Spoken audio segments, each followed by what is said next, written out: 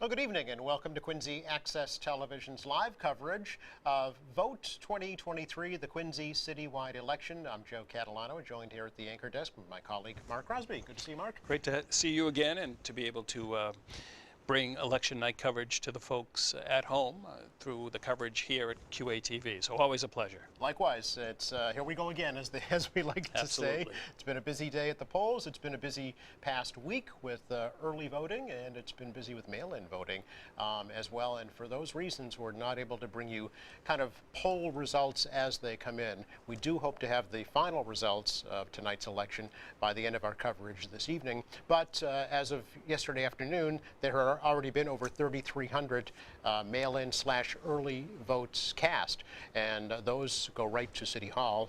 They're not tabulated at the polls, so therefore we can't bring you poll numbers because they just won't be accurate. As you can see, by having 3,300 early and mail-in votes, that's about 15% of what the city clerk was predicting would be the turnout for this year. So we just cannot bring you that coverage on an ongoing basis. Again, we do hope to have final numbers for you by this evening's coverage tonight. And we should mention that there is an interview coming your way with the Quincy City Clerk, Nicole Crispo, who will explain all about central tabulation. Absolutely. We look forward to that. But in the meantime, speaking of interviews, we have invited, by the way, all the candidates who are on the ballot today to stop by our studios either earlier this evening for a pre-recorded interview or for our live coverage this evening. Many of them have agreed to do that, and one of them was a candidate for mayor, Councilor at Large Ann Mahoney. So let's take a look at what she had to say.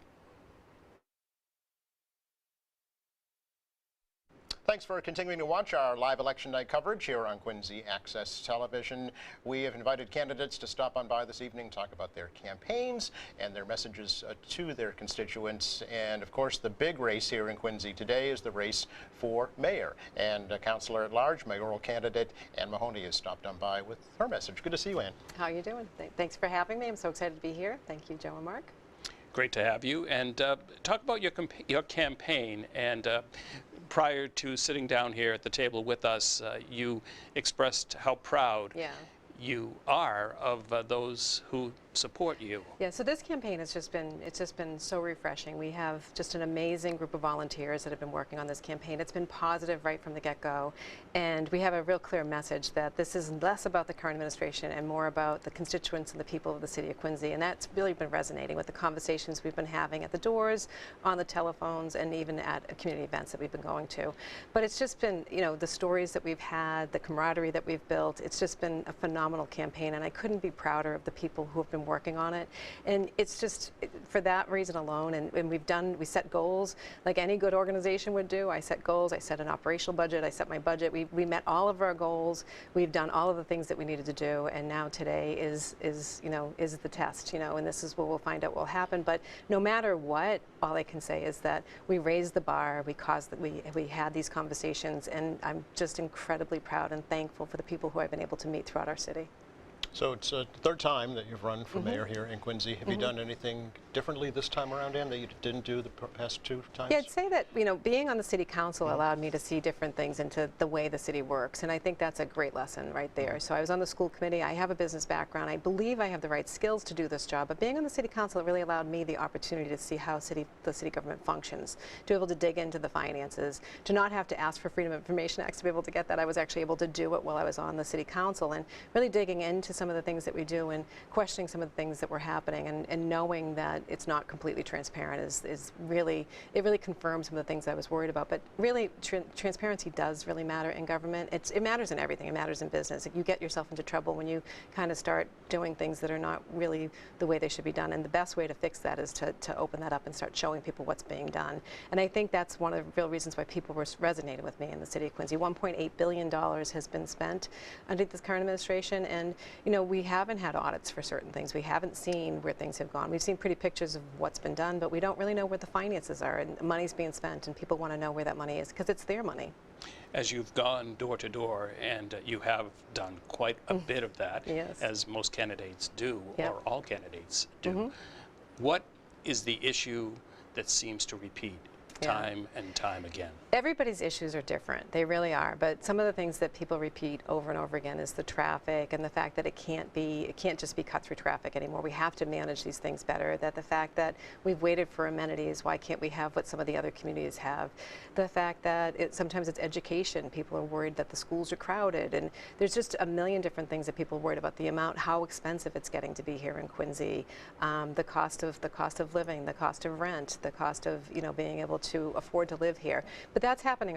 That's not just Quincy. That's an issue that's happening everywhere. But other communities are finding ways to be able to be more creative, to be able to make people be able to stay in their communities. And that's really some of the questions that people are worried about. Is how can I afford to stay here? What can I do? They're worried about their future when they're looking down the path, and they're raising kids here. And some people are. Sometimes it's because they're on fixed incomes. Fixed incomes come back a lot in the city of Quincy. That people, the last couple of years have been really hard for people who are on fixed incomes with the amount of taxes that have gone up and the amount of cost it's cost for them, whether it's their household groceries or anything else that's happening. The demographics of the city certainly have changed dramatically since you've been in office, in school committee, even before city council. Yeah. Do you think the city is addressing that diversity in the best way possible? So I think, personally for me, I just think that, Quincy has changed since I was a kid growing up. It's going to change every 10, 15 years. Anything's going to change, right? We've changed, right? So you have to really take a focus of looking at who's in our community, really assessing who's here and making sure that we're meeting the needs of the people who are here. We have had tremendous change and growth in the city of Quincy, but we really haven't done that assessment of who are we serving, how are we serving them, what's our housing inventory, how are we best meeting the needs for the people who are living in our community. And I think we really have to take assessment of that and make sure that we're meeting those constituents where their needs are. And that's what I think with all of the development we've had recently, we've gotten away from taking care of the people of the city of Quincy. And that goes back to the demographics and everybody who's living here. So I think that's a really big part of the equation of working in government, is knowing who you're serving. I want to go back just a bit and talk about taxes and the residential tax break you hope to put forth. Yeah. So one of the things that I've been saying is the first thing we have to do is really get our arms around the financing of the city, the projects that we're working on, making sure projects are going to be able to be financially completed and where we stand on those things. And then really taking that next step from any good business person would take that next step and figuring out how do we put those finances online so people can see it, building out that next budget, because we do have some time before we build out that next budget. Once we have our arms around that, then we can start looking at that residential tax break. We've had a lot of growth. The thing is that the residents of the city of Quincy were promised that this was going to benefit them, and really they don't feel the benefit. Whether it's they're not the ones who are going to be renting those apartments in the places that they're going, there's no places for them to shop, and they're certainly not feeling it in their taxes. So they're looking for that. So we have to figure out that formula, sit down and really crack that nut and find out how we're going to be able to roll that out for them, and we will do that. There will be 2 new members of the City Council regardless of what happens, and one of them will be filling your at-large council seat, Scott Campbell. Any advice for him coming in? I think Scott, Scott's a smart kid, and I think, he has run he has not had to run a really hard campaign, but he's run a campaign, and I think he knows that there's a lot that he's got to he's going to roll up his sleeves and get ready for. I know he's got some of the same concerns that I have in the city of Quincy, so it'll be interesting to see where he takes it and how he goes with it. So I'm very excited for Scott. Good to talk to you, Anna, as always. Thanks for coming by. It's a pleasure. Thank you so much, as always. Thank you. You're very welcome. Thank you to all the voters, too. Thank you so much.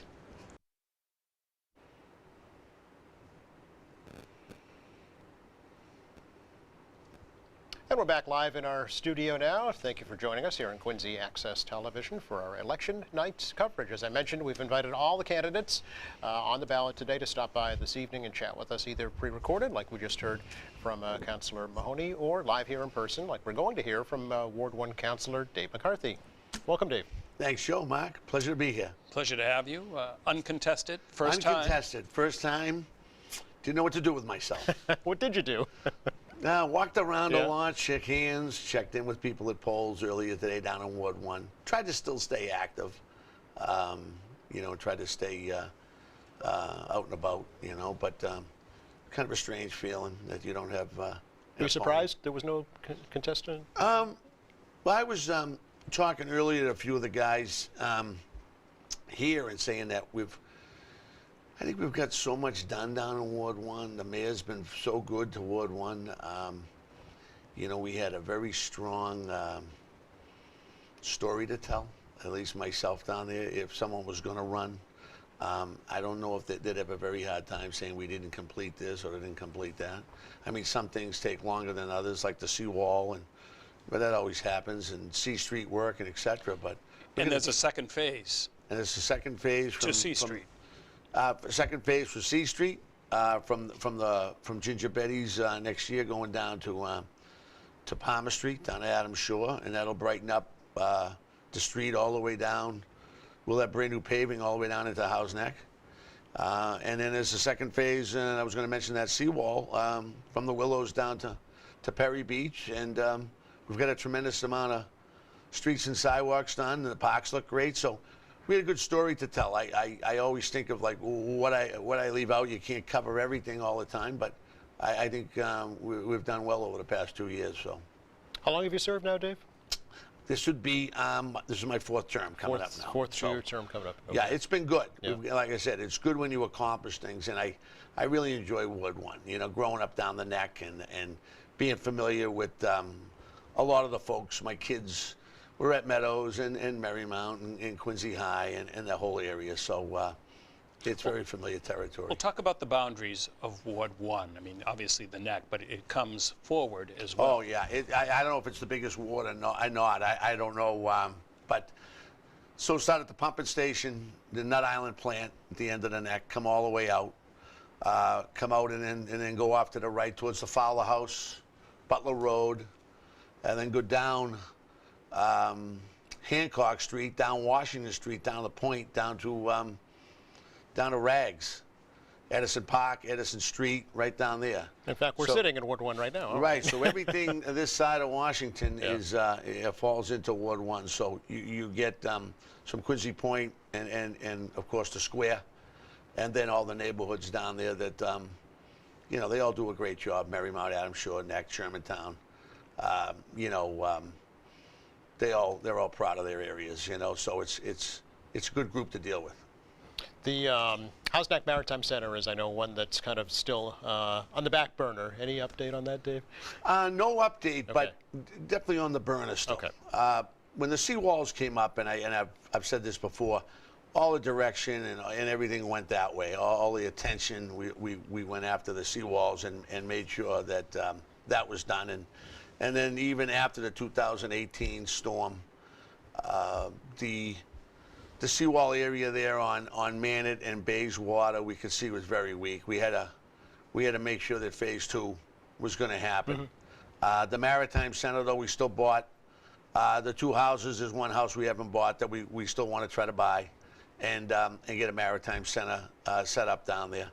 But I looked at that as more a recreational thing. I wanted to kind of focus in, and I know the mayor did, on safety and security for the folks and the residents along the shoreline. So everything kind of geared that way. But we'll be back because that's a great idea. The Public Safety Headquarters, where is that at? Work is being done. Yeah, and that's starting to become a building, which starts off usually like, you know, what are they doing up there? What's going on? And now I can see it myself starting to transform into a building.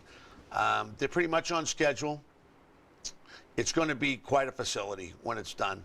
That whole area, the cemetery gate, the redoing of the monuments and the flagpoles that are up on the hill, that's going to be spectacular. That'll be a very nice area, along with Broad Street and Father Bill's. The safety center should be there before you know it. They haven't had any issues. You're always, when you start a job over there and you're near the water and near the marsh, you want to make sure you don't run into any issues over there with the soil, and so far so good. So there's a lot of action in Ward 1. Seems like everything happens in Ward 1. Looks like you'll have the next 2 years pretty busy, so congratulations. Yeah, no, and thanks for having me in here. I fully enjoy it, and I'm glad I can take care of folks, and I'm glad I can do it for another 2 years. And I know you and I will sit down in about a week's time to get in-depth on a half-hour program in your neighborhood. Yeah, I'm way overdue for in your neighborhood, and we can do a lot of talk and footage on some of the areas that we're going to key in on. Great. Look But forward all to it. great. Thank you. Thank you very much. You're welcome, Dave. Thanks for coming by. Thank you. You're welcome. Watching our live coverage of Quincy Access Television's Vote 2023, the citywide election. Thank you very much for joining us. As we mentioned earlier, we will not be able to provide running results for you this evening from the polls because they're just not accurate because of mail-in and early voting, some absentee voting as well. But we do hope to have the final numbers for you before we go off the air this evening, certainly. And we do have both guests pre-recorded and live to bring to you this evening. We, as I mentioned, invited all the candidates to stop on by. There were 20 on the ballot today, and over half of them accepted our invitation to come on by. Which makes, of course, makes us feel good. Absolutely. And we can deliver a good program to you. It's a great way for candidates to connect with the community. That's part of our mission here at QATV as well. And next up, we welcome to the program the current Ward 4 City Council candidates, Jim Devine. Good to see you, Jim. Hey guys, how are you? Good to see you. Don't get up on our account. Of course not. My mother would be mad at me. Oh, well, we don't want that. Seat fixed there. No. The correct way to greet And folks. she can see us from upstairs, so Well, she's happy that Yeah. you've done her proud. excellent. How's it Thanks for going? coming by. Yeah, thank you. Am I looking at the camera? You're looking at you guys? us. Yeah. That's sad to say. I like it better this way. Yeah. Yeah, good. Long time no see. I know. I was out in your ward just the Yeah. other day to get some How'd it shots go? of the various. I think we met at Brewers Corner. Brewers Corner, yeah. Right. But let's talk about this election and talk about. I'm so quick to have to run after just being in. Talk about that. Talk about what you, I guess, experienced as a new ward councilor. A new ward councilor was a big learning curve. I actually I took a shining to it. I really like it. I thought I'd do well at it anyways, but I enjoy it a lot more than I thought. I thought it would be more like something you just have to, adjust to and listen to complaints, and I wasn't sure, but the more I did it, it's not complaints, it's people's concerns and helping them. So adjusting was taking care of learning all the different things, like working with the DPW, the traffic department, a lot of things like that. And It's making connections for folks. Oh, relationships, yeah, so that I can connect with the city and then get back to my constituents and neighbors. And then also meeting them all. Last year, I was, I met a lot of people and created relationships with a lot of constituents and neighbors. But now, even this year, they're stronger now because I met them last year and I met them again. This has happened twice in less than a year, actually. I've only been in about 9 months now. Right. And I started campaigning about a year and a month ago, so pretty fast. I learned a lot of things since last year. So what will you do differently if you're reelected tonight for the next 2 years? I think I'm going to keep doing what I'm doing. Okay. Yeah, keep going forward. And the learning curve's gotten better, so now I'm going to be more efficient at it.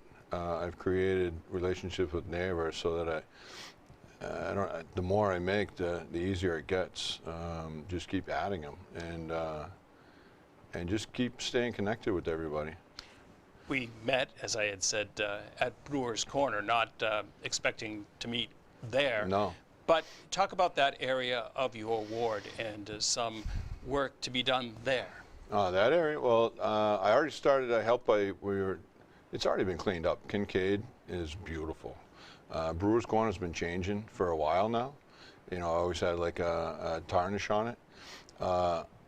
A lot of people that are moving in now, they're owner-occupied. Some of the 3 families, the 2 families, they're more owner-occupied, which I really like because these people are going to take better care of their property. I'm not saying that all absentee landlords are bad, but they're more likely to be less, care as much about their property, which I'm not a fan of. I really like it when you meet people that are taking really good care of their property and stewards to the neighborhood and being really invested with us. So I just need to interject with one more question, because before Brewers Corner, I was at Ricciuti Drive and didn't know if I'd make it to Brewers Corner, know. because that is a very tough intersection that is going to see some that's going to get some changes, yeah, 100%. And definitely in 2025, the state's working on the lights. They're going to fix all those. But we've been working hard with the state to try and get in temporary lights. We had it set up so that we were going to be able to use some trailer rigs that they kind of jig out over it The state said, you know, they like the idea of temporary lights, but more permanent. So they're talking about some telephone poles, rigging a line across and dropping some lights on that. So if we can get that off the ground soon, it'll be great, because to be honest, it's stressful for people passing through there. It's something that's tangible to everyone. The people at the UPS store, the people that live at the Archers, the people that live in the queues, the people going up to Granite Links. It's a tough spot, you know. And if we can save one car accident, you know, maybe a personal injury, or even just somebody's car from getting banged up, I mean, it's a nuisance, and I want to try and slow that down. It's been a long time coming.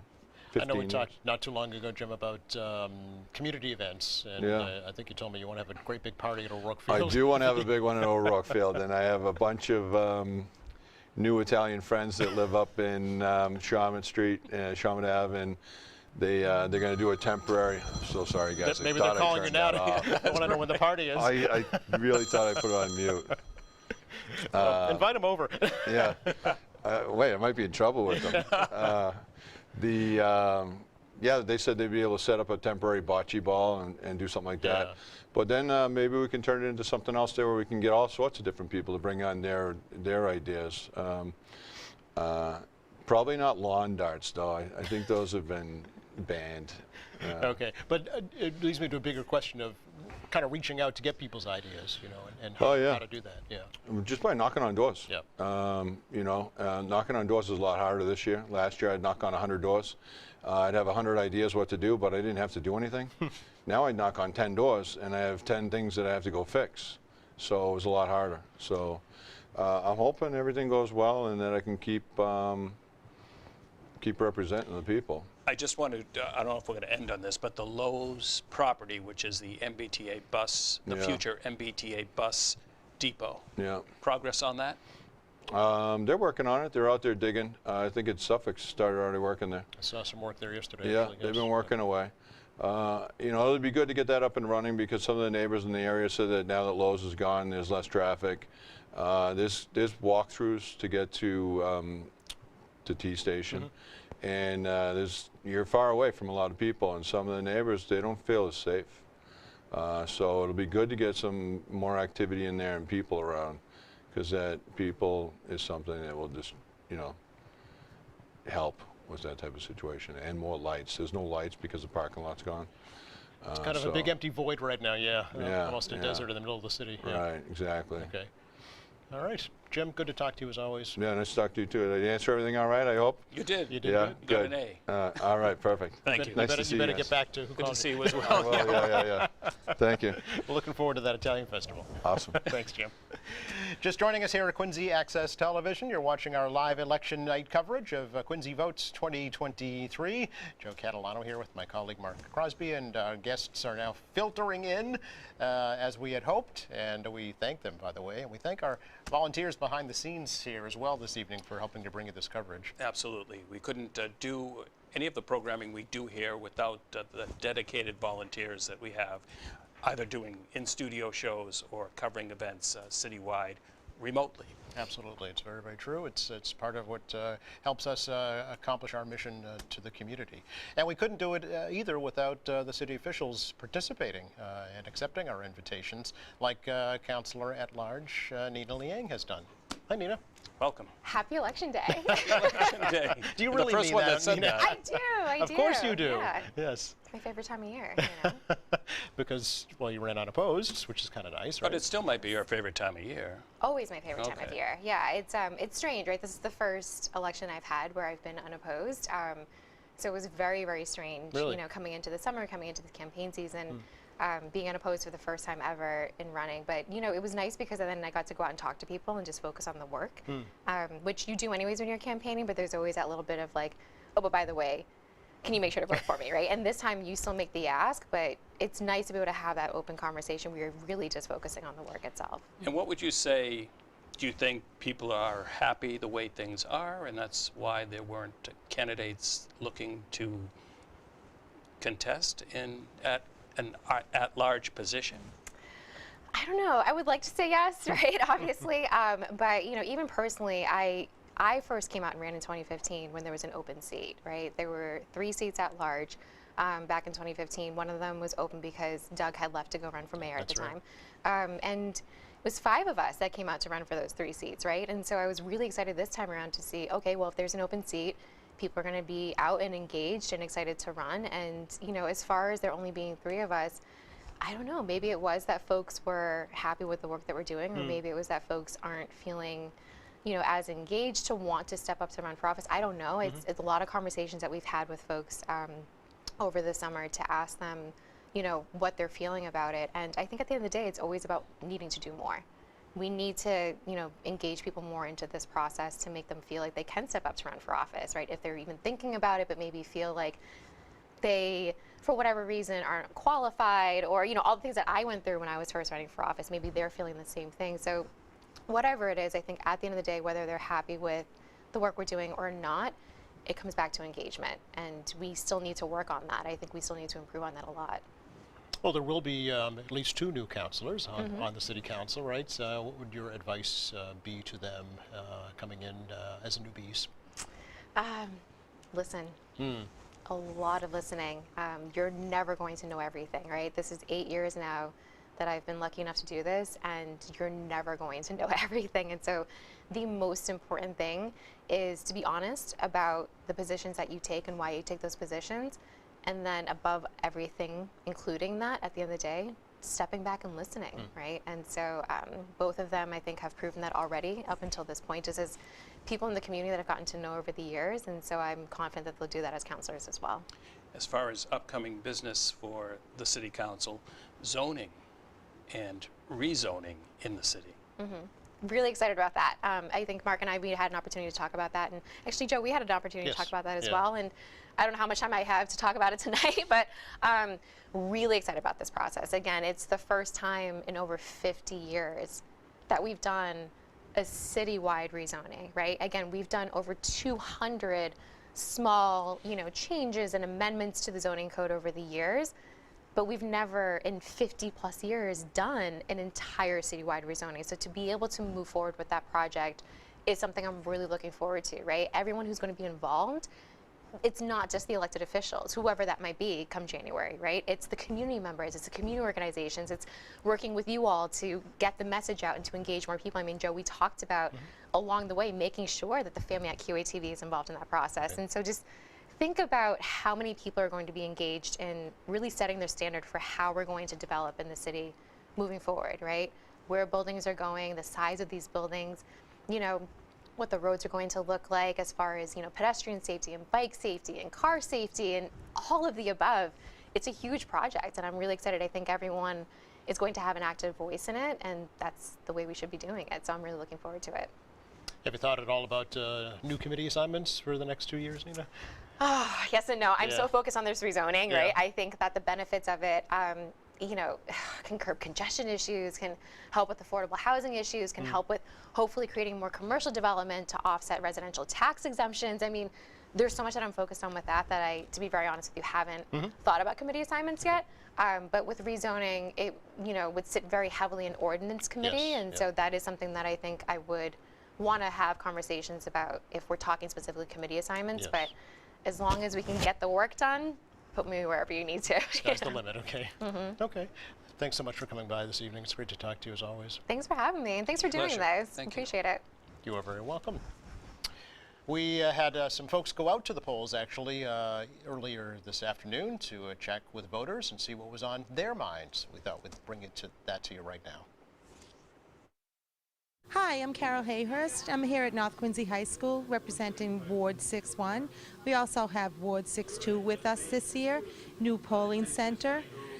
So far right now we have over 250 voters, with 6-2 having almost 200 as well. The day is going well. I think the new sunshine that's come out this afternoon is bringing more voters out than this morning. And it's good. We're having a great turnout. Everyone seems to be happy. Okay, this is James Shields, the warden at 5-3 at Adams Academy.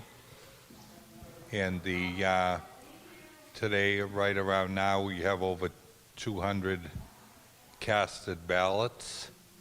We're operating with a new operating system for the pollers there's no more, hand reports. We have training going on for 8 people, and we've got through the 8 people, and we're going to do another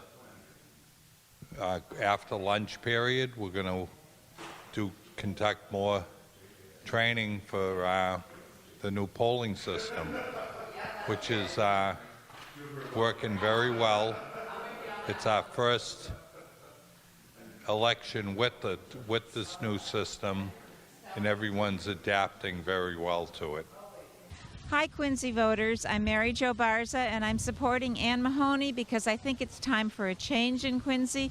We need somebody who understands the people of Quincy and pays attention to the people, not just the buildings. Have a good day, and I hope you all voted. Hi there. I'm a Quincy resident, and I'm holding the sign for Mayor Ko in support for him to still be our mayor, and because he is the best candidate. He has transformed the city, has made the city beautiful, and he has the best vision. So I'm in total support of Mayor Ko, and I wish him a big win. Thank you. Yes, this is Ward 6, Precinct 5 here in Squantum. The voting has been very steady through the day. There are very few periods of slow traffic. Right now we just counted, just read the number on the ballot machine. It's 654 votes, which is a good total for this time of day. Everybody has been very orderly, and the voting has proceeded very nicely. So we think it's going to turn out to be a pretty good turnout for today in general. Hi, I'm Catherine Hubley, running for re-election, and we're here at Precinct 6-5 here in Squantum at the Squantum Elementary School. And I see one of my former players coming up to vote, Kristen Connors. There she is right there. And I'm Paul Bergoli, and I'm running for re-election for school committee. And my colleague, Frank Santoro, nice to see you. Running for re-election. We have a great school system. 3 of us have a lot to do with it. All right, I'm Noel DeBona here, Quincy City Councilor at large, running for my 5th term. It's been actually a slow day as of right now, 2:30 p.m. This morning was a little bit of rain, and it deterred a little bit of people, and then we had a little bit of a turnout. I think some of the higher precincts out there in the city, some of the contested races in Ward 6, Ward 4, and Ward 2 will have higher turnouts. We're just hoping tonight has a bigger turnout. The weather's very beautiful right now, probably about 60 degrees. So we're just hoping that people come out and turn out. Now I know across the city there's been a lot of changes with polling places and polling particular precincts and where they're going to be going to vote at. Hopefully, the folks will get to the polling places, the correct ones, and be able to vote for tonight before 8 o'clock p.m. Hopefully the turnout's before a little bit more than 35%. Right now, I'm predicting around 30, 32. Hopefully we get a strong push on the back end of the day. Just looking forward to just being out here and seeing all the different voters and spending time with different people that, sign hold and different people. And it's really, really important that the city engages in going out and voting. It's Kathy at the Kennedy Center, and I just wanted to say that we do have a very good turnout today. We have new poll pads that are very efficient. Everybody's getting through the check-in line very quickly and able to get to the poll stands and vote and get the ballots cast.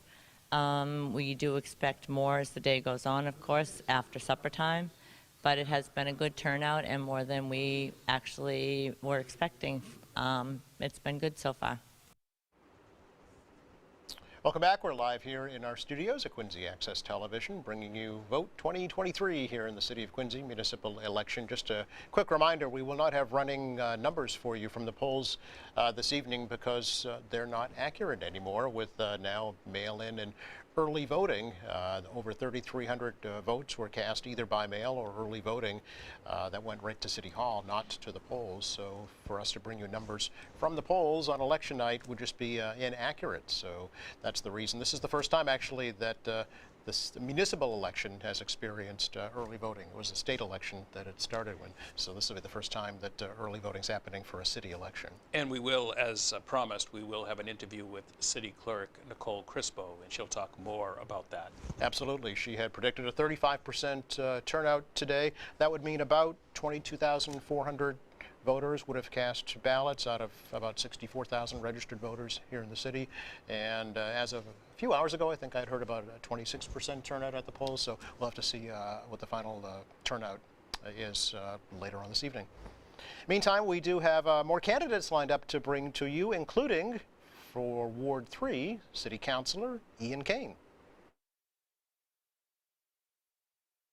We're continuing our Quincy Access Television's election night coverage and a coverage of a municipal citywide election, inviting all of the candidates to stop by this evening and chat with us about their campaigns and their hopes for the future. One of them is doing that right now. It's incumbent Ward 3 City Councilor Ian Kane. Councilor, good to see you. Thank you. Good to see you. Appreciate the opportunity to catch up with you and find out how the kind of campaign, non-campaign went for you, because you ran unopposed. I did, yeah. Yep. No, I feel very grateful for the fact that I had an unopposed candidacy this time around. I hope that means that the residents of Ward 3 believe in the job that I'm doing, because I hope to continue to serve them as I have for the last 8 years, which is surprising to say at this point, going into years 9 and 10. What would you say are the issues now as maybe compared to issues in the past? Some probably repeat, I would imagine. Road repairs, something that continues as the years continue. Yeah, that remains, but you've seen so much construction over the city, so I think people are well aware that that job is either in progress and heading in the right direction. We, over the past term and past couple of years, have seen most of the Montclair area repaved, which was in desperate need of repair. And so, the city does a great job at doing the fundamental, water mains and the infrastructure work before they do the surface level, instead of just sort of patching it up along the way. So they're doing kind of one-stop shop, and Montclair desperately needed that, so they got that done. The other parts throughout the city, I think Ward 3, out of all of the wards, got plenty of attention from the city in terms of roadway work, but the issues stay the same. People are still interested in parks work, and so, trees being trimmed and of course, sidewalks being taken care of as well, which is usually done with the rest of the infrastructure and roadway work, because the comprehensive plan that the mayor has put forward over the past couple of years. We've had some interesting projects in Ward 3. We just got a $14 million improvement to the Furnace Brook Golf Club and the adjacent Forbes Hill Park, which is a substantial improvement project for that area. I know that local area residents are majority, on the majority or on the whole, pleased with that project. That's a significant and sizable investment for that neighborhood and for the city. And we've already seen that you can't get a tea time up there. It's busy all the time, and now the school programs, the high schools have taken full advantage of access to the now entirely public golf course. Right, and all ages, and I'm glad you mentioned that, because that's a big plus. It's a huge plus. Yeah, no, absolutely. I think before the club was operated semi-private, and I think now that the city has access to it, you can consider it just like part of almost the recreation program. The Ryan Boathouse or other components of the Quincy Parks and Recreation Department that are run so well around the city. I know that keeping 0 Harriet Avenue open space conservation land was really important for you. Yeah, and I think that might have been 3 years ago. That sounds right. That might have been in the prior term. Yeah. But that was a big project. Yeah, keeping that open space. We did a nature walk down there. What is it now, Ian? So it's still just untouched. Yeah, it's untouched. Okay. I don't think the city has any sort of pure plans yet. But we did a nature walk out there sometime in, I want to say it was the spring. It was definitely wet and cold. But it was nice to learn about sort of the ecology of the area and what the area had been. It had been sort of historical railways, and then there's a sort of dormant radio station out there, I think, which was maybe WEMS or something like this. But still, it's nice to see that space was open in the neighborhood. Again, that was something that the neighborhood spoke very loudly and effusively about, and so we made sure that area remained open space, and that was a package that the mayor supported, folks in Ward 3 and in Ward 5 for preserving that area on Quincy Shore Drive where the Beachcomber used to be. Right, exactly, yeah. Talk a little bit about the committees that you've served on this past term and committees you'd like to serve on going forward? Yeah, so committees, I was kind of quiet in the committee work. I didn't have any committees of the whole. I want to say I was, I didn't host one committee meeting, so I want to say I was on the housing committee maybe. Okay. But there wasn't much activity. Everything takes place in ordinance, finance, and oversight. So, and actually this time around, I'm hoping to gain the favor of the support from my colleagues to become council president. Okay. I think that was my next question. Yeah, actually. no, I'm very much interested in that role, Really? and Okay. I'd looked at it quite differently over prior years, and I've had the chance to serve as finance committee chair, and I think now's the time to take a leadership position for the council as a whole. So I'm hoping to have the support from my colleagues. Municipal broadband. Yeah. Talk about that. That's You my baby. introduced, Yeah. absolutely, you introduced that. So where do we stand at this point? So we stand that we have formed what's called an enterprise account. So essentially forms like an organization that would govern the operation of the project.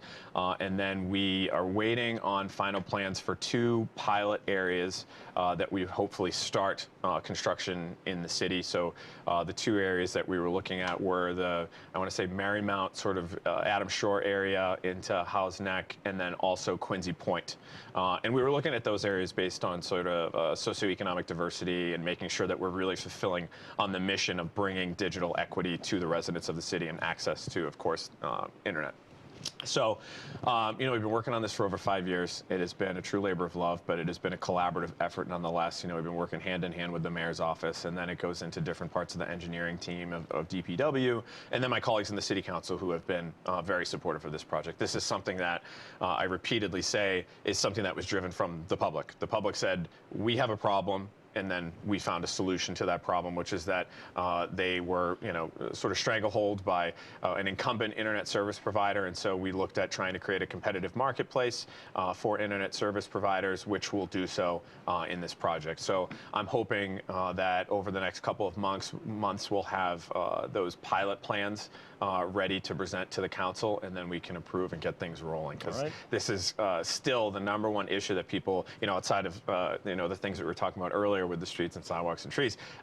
Moreover, people are asking for where's the municipal broadband system. Still a lot of work to do, and still a ton of work. You've got 2 more years to do it. So We got 2 congratulations. years to get it done. Thank you. Thanks for coming by, and good to talk to you. Thank you for having me. Thank you so much. Welcome back to our studios here at Quincy Access Television, providing you live coverage of Quincy Votes 2023.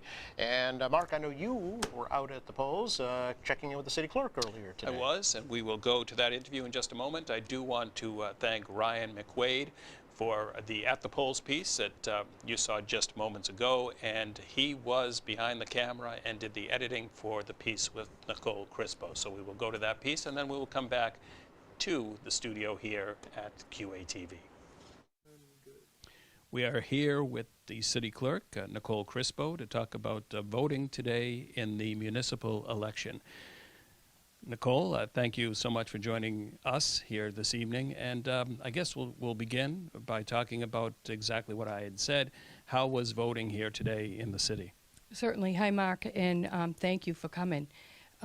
It's been really good. It's been a busy day.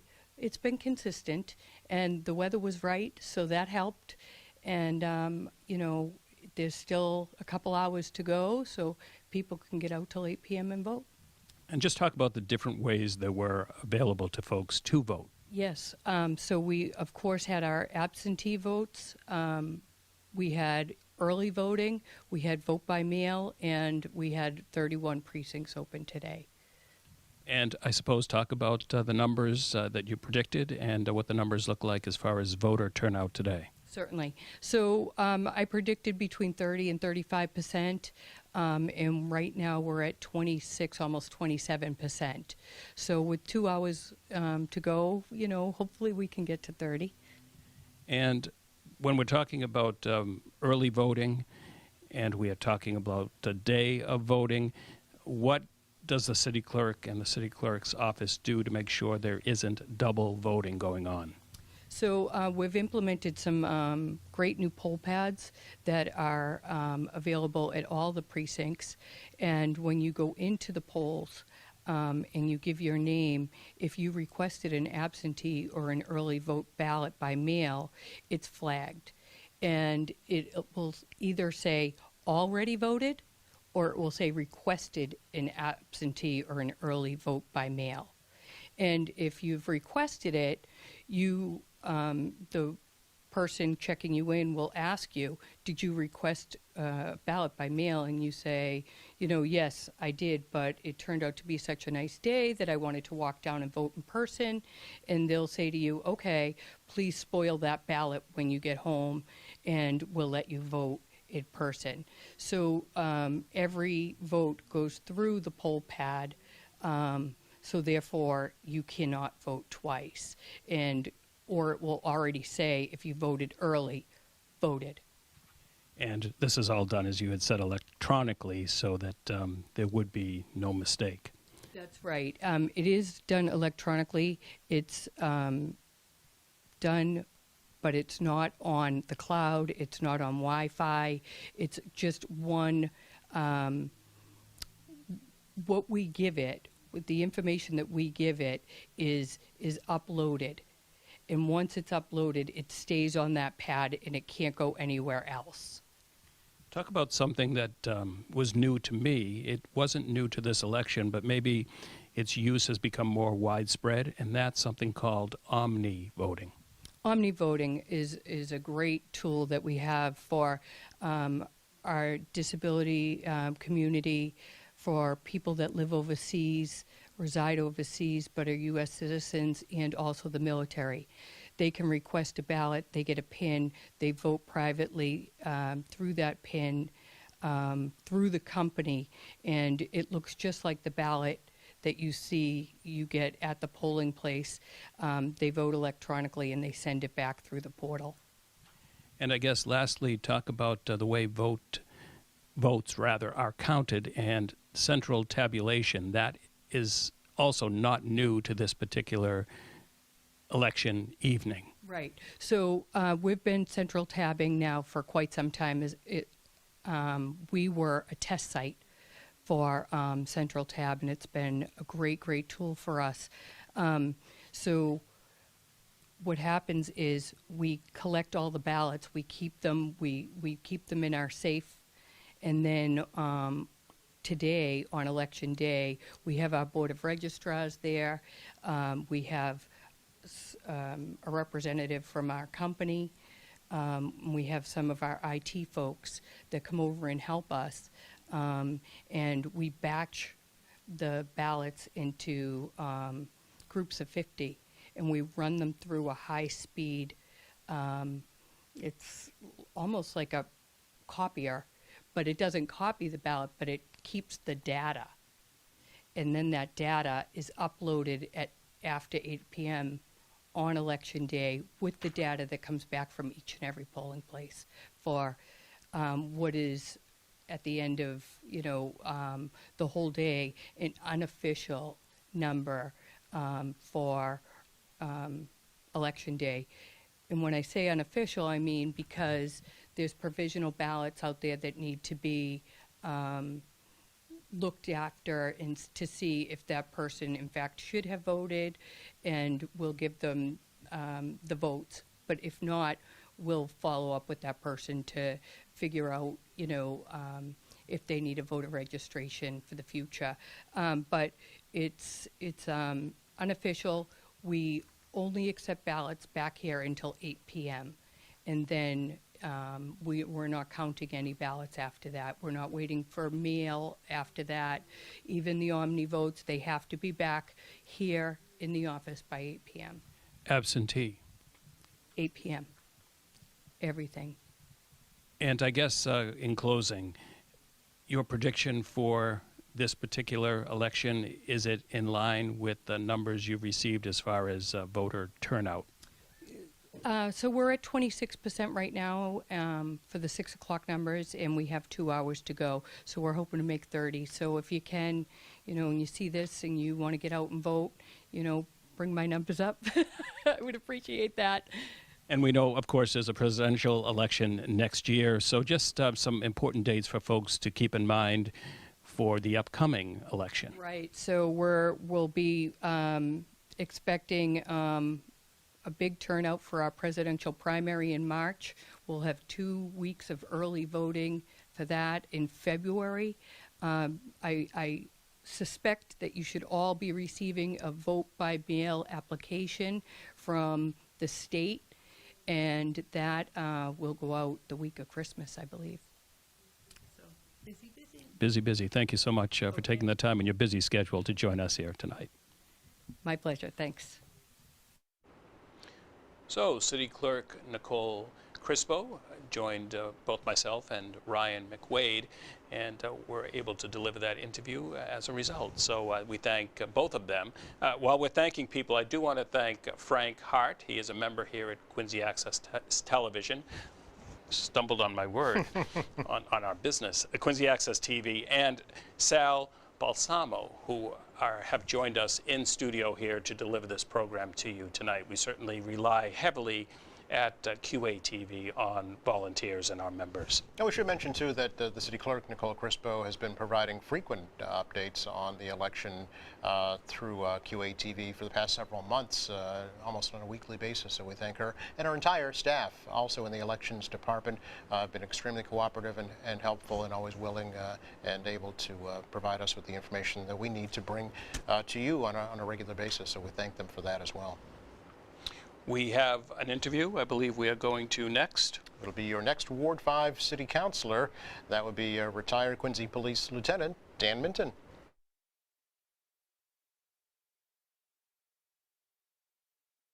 The next Ward 5 City Councilor here in Quincy will be former Quincy Police Officer Dan Minton, who stopped by to tell us why. Hey, Dan. How are you? Thanks for inviting me here. Yeah, pleasure to talk to you. It's been an interesting campaign. You ran unopposed. Yeah, very surprised. Yeah. Very nice, though. I'm sure. But you still campaigned, right? Oh, yeah, I did. We were out there. My kids were out there with me almost on a nightly basis. My campaign manager was out there walking with me, and got a lot of nice compliments regarding how people knew me, and QATV was one of the big ones. You did the show on pocketbooks. You did the show on scams or pepper spray, and so that was nice. And then along with a job well done, that also gave me a lot of notoriety. The other guy, which was the column in the Quincy Sun. Right. Yeah. So that was good. It was, and a lot of people made comment. Has there ever been a police officer on the city council? And not to my knowledge, I haven't had a chance to talk to Nikki, but it brings a new perspective, I think. I was going to say, not to my knowledge either. Can't think of it either, and I've worked in the city a very long time, so right. Yeah. So why did you decide to do that, Dan? Well, as you know, for the last 15 years of my job as crime prevention, I was out in the community a lot, and I was educating the public, public safety and scams, as I mentioned. And COVID came, and right at my 65th birthday, pretty much, and but you can't work in the police department after 65, so I really missed dealing with the people and resolving issues, whether it be neighbor disputes or whatever it might be, and I got tired of going like this out in the street doing details, and I'm like, it's kind of mindless to me, so I talked to Councilor Phelan back in about a year ago from now, and I said, Chuck, if you ever think about not running, please let me know. And in April, he said, I'm ready to give it up. He wanted to travel with his wife and enjoy some life, and that was the nod, and he did a great job, and so I jumped at the opportunity. And what are some of the issues, as you've been meeting with folks in the ward, what are some of the issues, what are some of their concerns? Well, it's pretty much the concerns of everybody throughout the city. It's traffic, it's overbuilding. But when you talk to the people and you really break it down, the building and the traffic are definitely related, but a lot of it's related to people coming from Hingham and Braintree and Weymouth coming through the city. So cut-throughs. It's a cut-through. And anytime that you have an issue on the expressway, whether it's coming or going from work, it's simply, it drags down the traffic in our city. And the building we're no different than any of those other cities and towns that I mentioned. That's just happening here too. But I think the mayor has a pretty good plan. When you see the building, it's happening on the main street. Hancock Street has a lot of high rises. And he's refrained from doing it in neighborhoods. So you tear down a house and you put up 4 condos. I don't see that happening very often here. So that's one of the things that people are concerned about, and I want to be watchful of that. How do you think your experience as a police officer and the skills that you used in that job will transfer over to being city councilor? Well, I think the skills would be great. I did a 40-year career, and I think I'm a good listener, and I'm able to break down what people are saying, to assess what the need is, and then take action. And so a lot of the issues are very closely knit, whether it be disorderly neighbor, and we'll work with the police department, so I have it in there, and we'll be able to resolve a lot of the issues there. Sure. And maybe talk about the geographics of your ward. Where does it? Where are the boundaries? It's unlike any other ward. That's why I asked. Yeah. So basically, you're starting at the Fenner House, roughly, and you're going south, and then you cut across to the St. Anne's Tunnel, and you hit a few streets over there.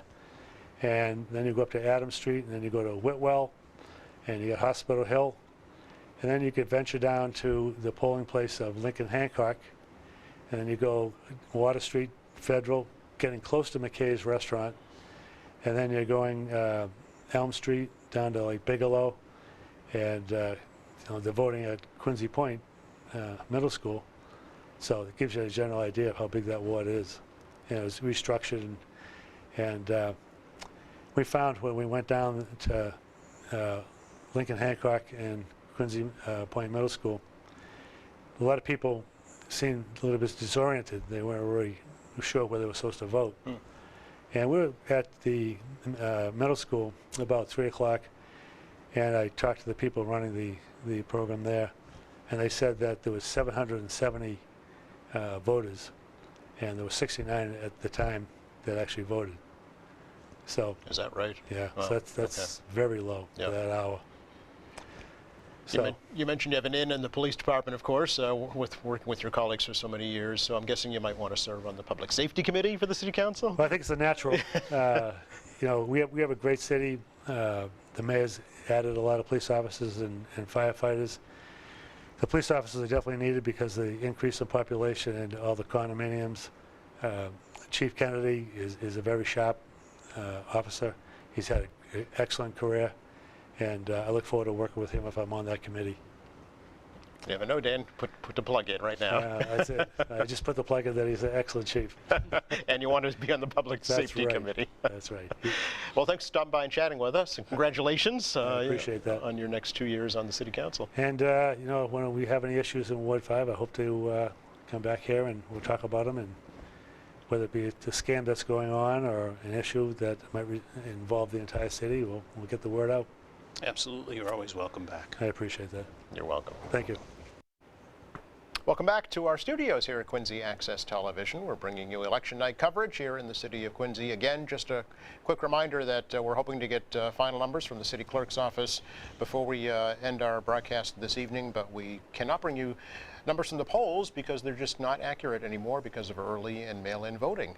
So there would be no sense because we'd not have the final numbers to bring to you, and we wouldn't want to bring you anything that's inaccurate, of course. We do have another interview. We do. We do have, this evening has been filled, and we certainly thank the candidates, those who have come in to be interviewed. We enjoy it as well. I know you enjoy it at home, too. Candidate for Ward 2, City Councilor Richard Ashe stopped by earlier this evening to share his thoughts. Let's see those right now. Candidate for Ward 2 City Council Richard Ashe has stopped on by to participate in our election night coverage to tell us how the campaigning has been going. And Richard, great to see you. Thanks for coming over. Good to see you too, Joe. Thank you. Here we are, election nights. The I know. night that you've worked up to for, what, 9 months now? I'll say 6. Okay. But, I mean, really my whole life, if you think about it. Exactly, yeah. Was it what you thought it would be? In many ways it was. Okay. In many ways it wasn't. there are so many events. So being a voter and a participant in the city, or a layperson, if you will, not a candidate, you see the events and you see the fundraisers and, you know, the gatherings and the meet and greets. It's the door knocking that takes up 90% of the time, and that's obviously just the candidate. I mean, you could designate some of the knocking to people, but I found early on that people would just want follow-up from the candidate. They wanted to know who they were voting for. Sure. I mean, and especially in a ward race, it's very personal. So 90% of my time over the last 6 months has been campaigning, has been spent door knocking. And that can be very lonely, especially in the rain, and especially 16 out of 18 weeks of the summer, whatever it is. So. Word has it you knocked on 6,000 doors in Ward 2? It is an estimate. Okay. There are, the list that I had, I went back through it twice. Okay. Yes, and that was about 3,000 people. Wow. Was there any kind of commonalities that were emerging during your time campaigning in terms of what folks were saying to you? Yes, a lot actually. Folks wanted to know what was up with the clubhouse, where the updates were on the clubhouse. They wanted to know about the facts and park improvements. People had issues, a lot of speeding on streets. People wanted more signage. A lot of tree issues. You know, that tree's overgrown.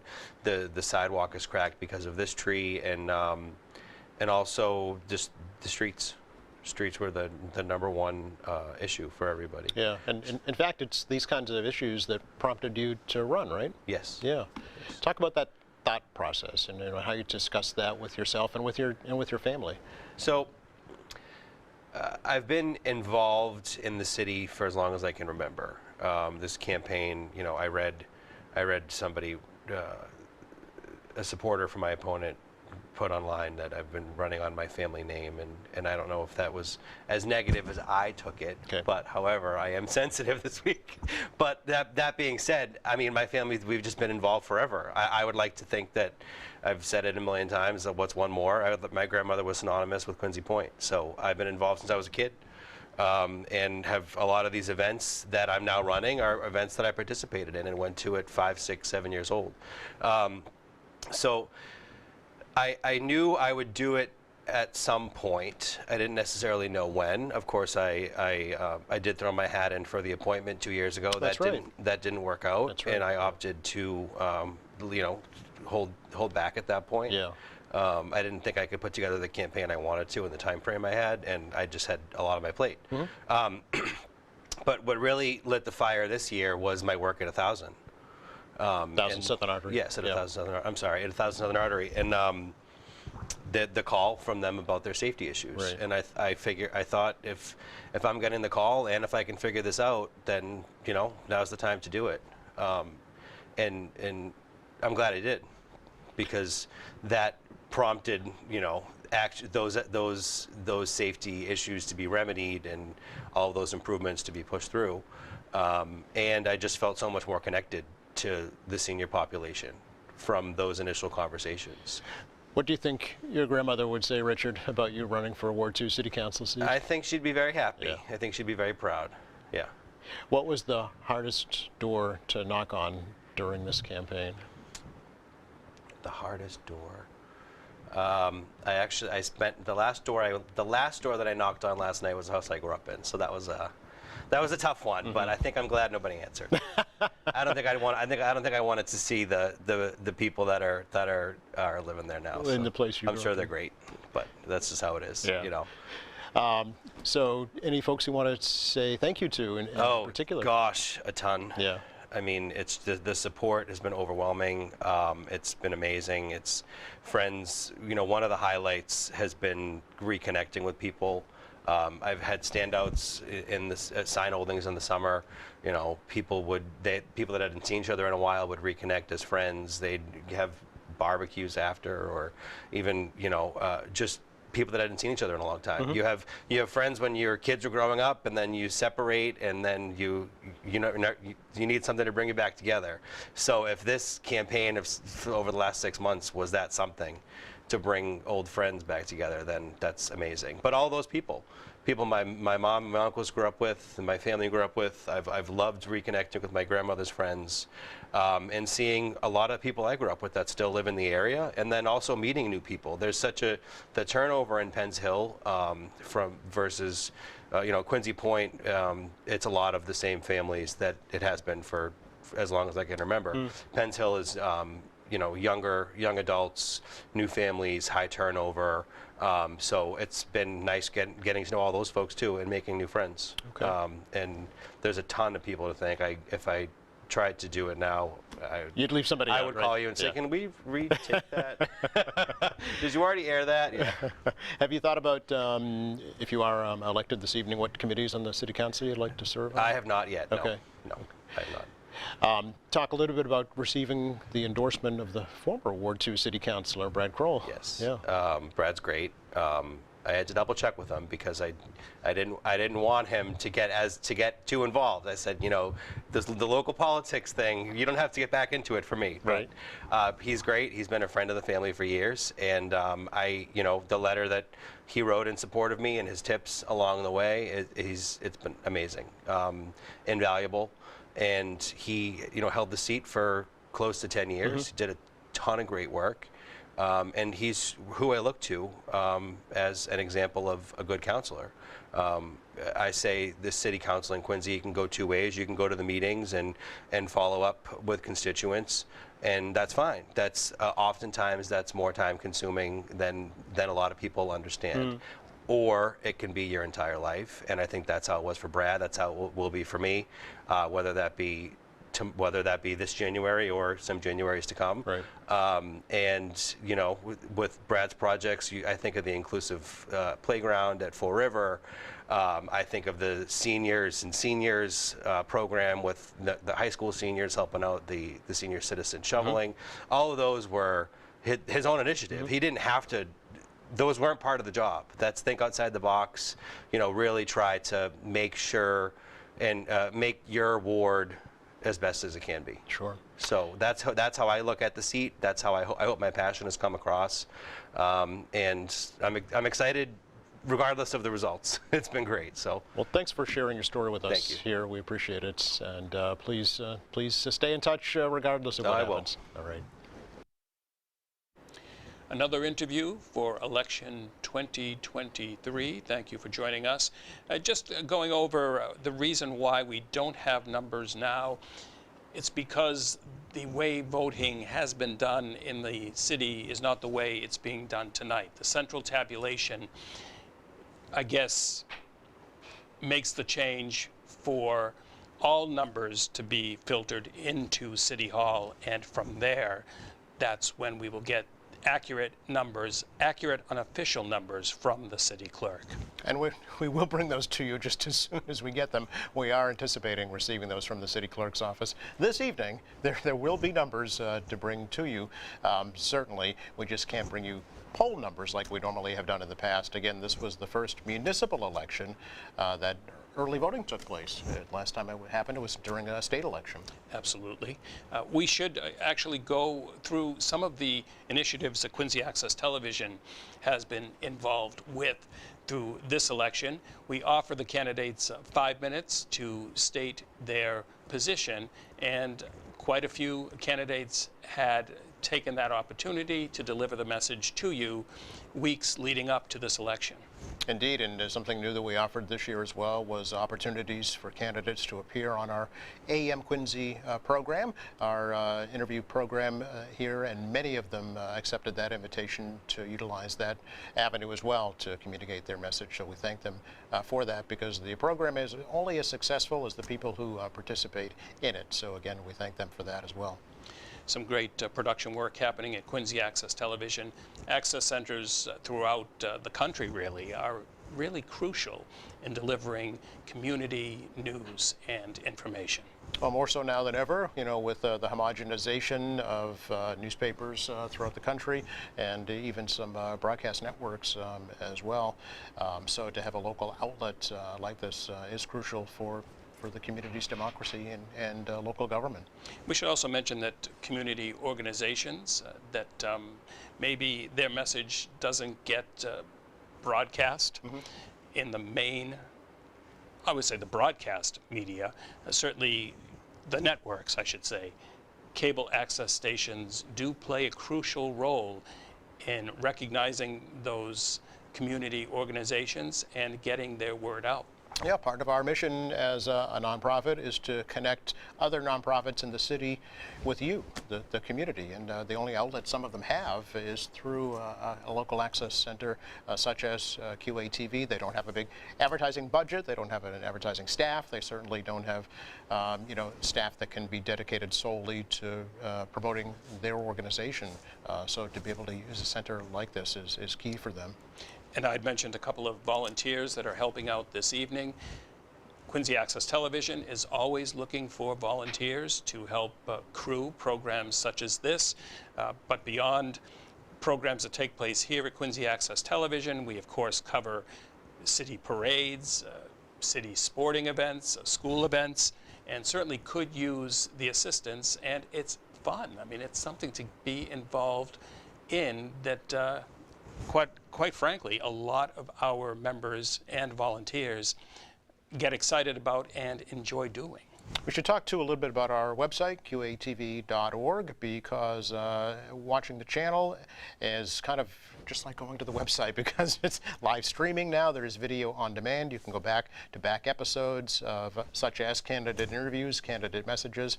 Everything is on the website for you to enjoy at your leisure, and it really has come a long way in a very short period of time. So highly recommend that you check out qatv.org.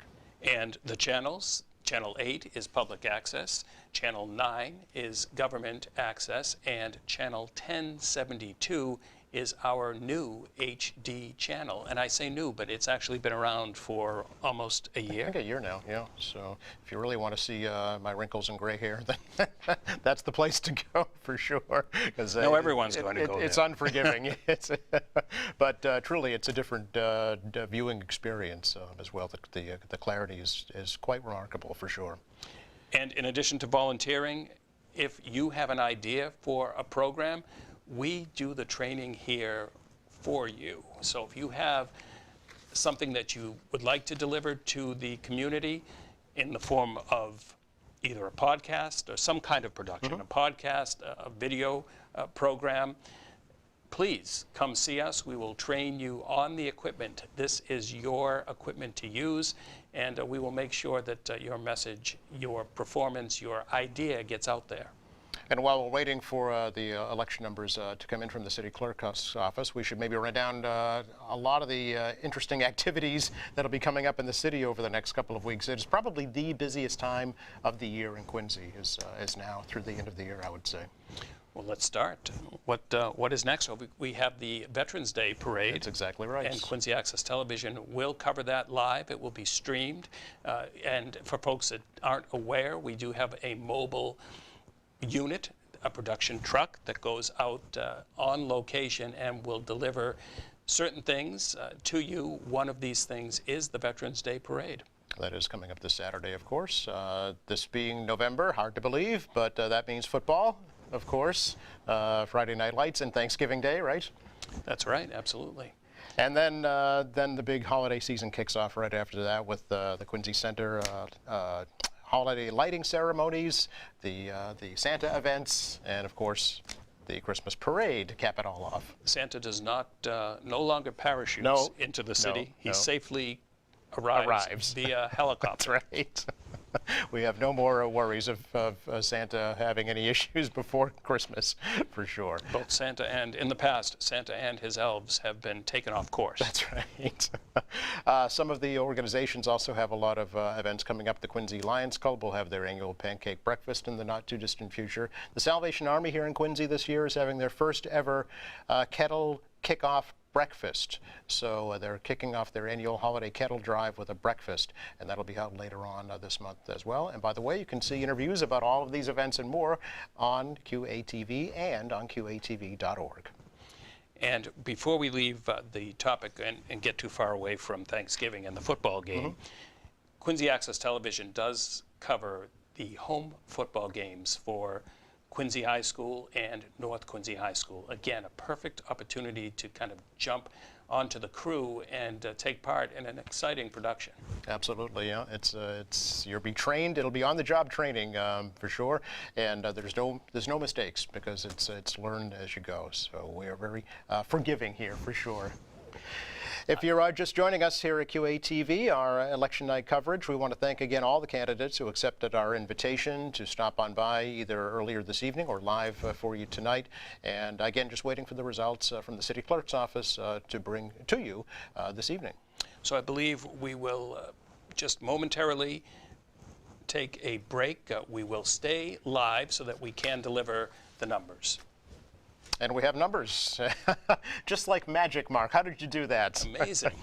Per the Quincy City Clerk unofficial results, and we see incumbent Mayor Thomas Koch with 10,282 votes, and a challenger Councilor at Large Ann Mahoney with 8,382 votes. Again, unofficial results per the City Clerk's office as we're receiving them from City Hall at this moment.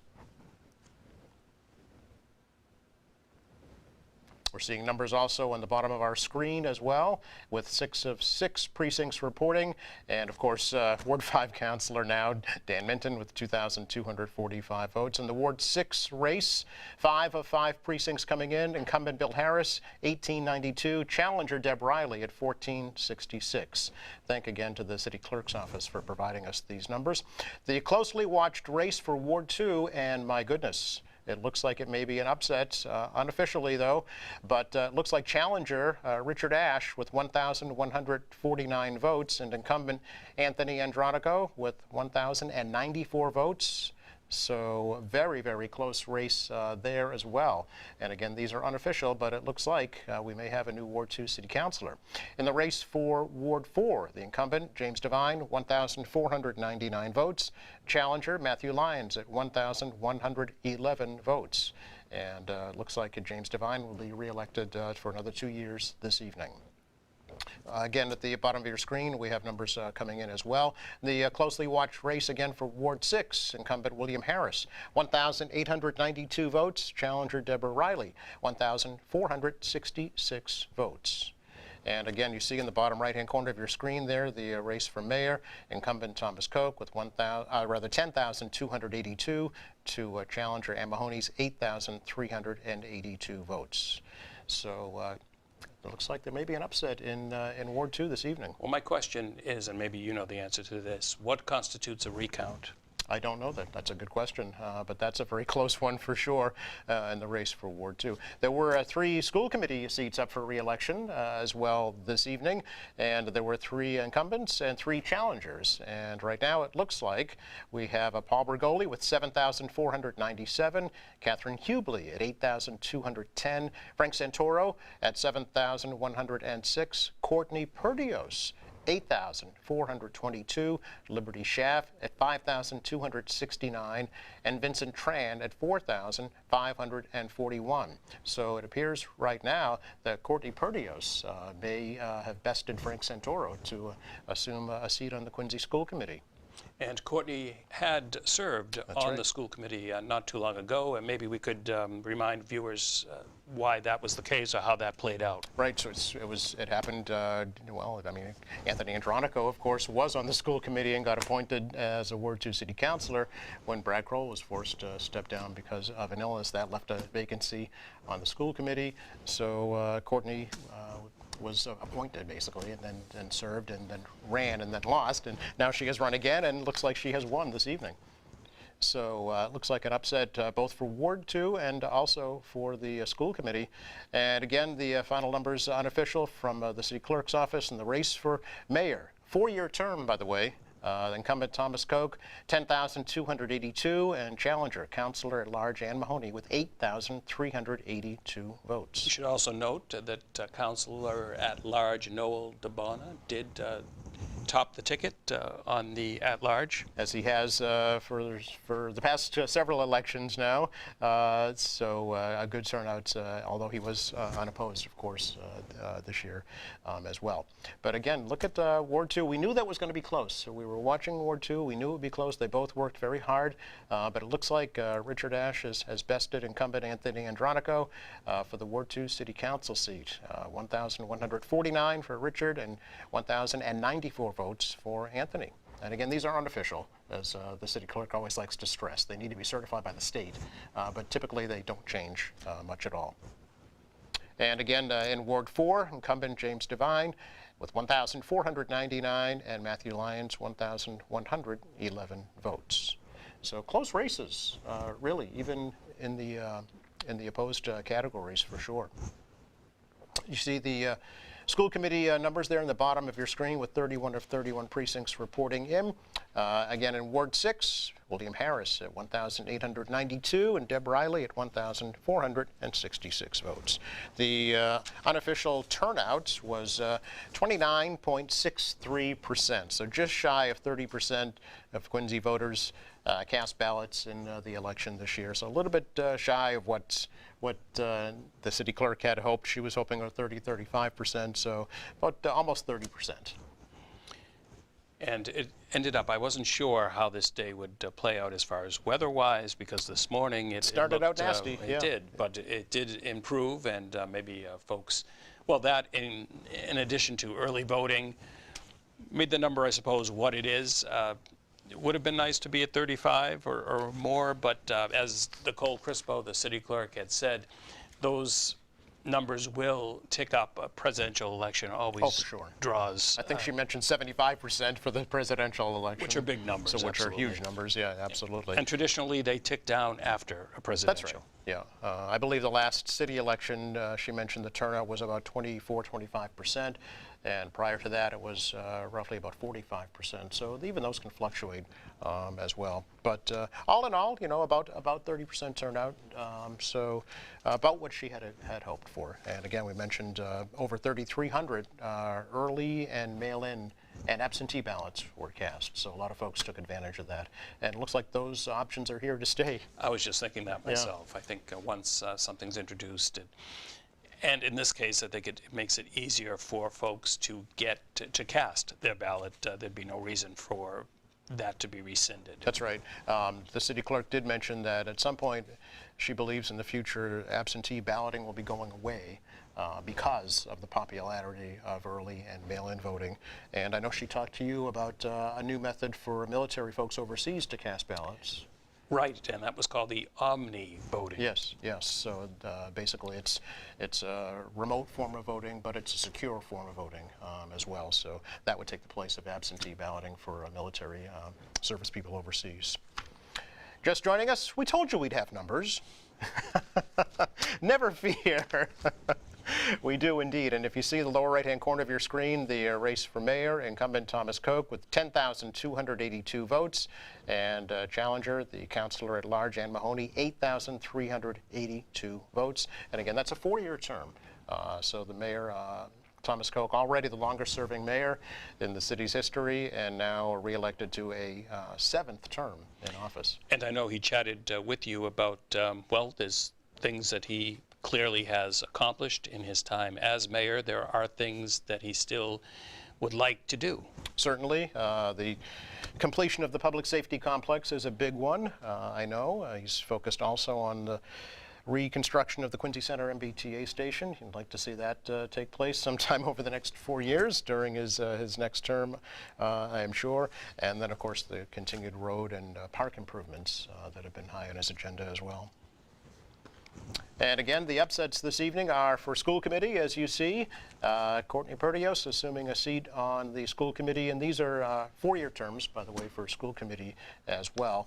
So incumbents Paul Bergoli, Catherine Hubley, re-elected, and Courtney Perdios looks like besting Frank Santoro there for that 3rd open seat. Liberty Schaff at 5,269, and first-time newcomer there, Vincent Tran, at 4,541 votes. And actually, Courtney she topped the ticket. That's right. Yes, a good point. We should absolutely mention that as well. I believe we'll keep these numbers rolling down the bottom of our screen there for you to jot down and make note of. But for us here at Quincy Access Television, Mark, it's been great to be with you at the anchor desk once again for another election night. Thank you. I feel the same. Likewise. So, and thank you for watching us here at Quincy Access Television. And thank you all for participating and for voting. Have a good evening.